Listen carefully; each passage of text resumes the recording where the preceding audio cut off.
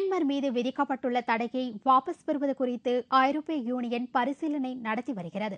மியான்மரில் எதிர்க்கட்சித் தலைவர் ஆங் சாங் சூகியும் அவரது ஜனநாயக தேசிய லீக் கட்சி உறுப்பினர்களும் கடந்த ஞாயிறன்று நடைபெற்ற இடைத்தேர்தலில் அமோக வெற்றி பெற்றதாக தகவல் வெளியாகியுள்ளது. இதனால் மியான்மர் நாட்டின் மீதான பொருளாதார தடைகளை நீக்க அமெரிக்கா மற்றும் ஐரோப்பிய நாடுகள் பரிசீலித்து வருகின்றன. இதுகுறித்து ஐரோப்பிய யூனியன் கவுன்சிலின் வெளியுறவு விவகாரங்களுக்கான செய்தி தொடர்பாளர் கூறுகையில், மியான்மர் மீதான தடை குறித்து பரிசீலிக்கப்படும் என்றார்.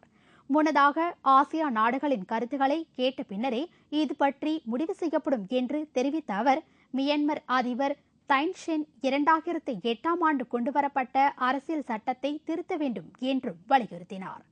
குறிப்பாக 2015ஆம் ஆண்டு நடைபெறவுள்ள மியான்மர் பொதுத் தேர்தலில் ஆங் சாங் சூகி கட்சியின் எதிர்காலம் உள்ளிட்டவைகளை ஐரோப்பிய யூனியன் தீவிரமாக கண்காணிக்கும் என்றார். இத்துடன் செய்திகள் நிறைவடைகின்றன. தலைப்புச் செய்திகள் மாலை 6 மணிக்கு. வணக்கம்.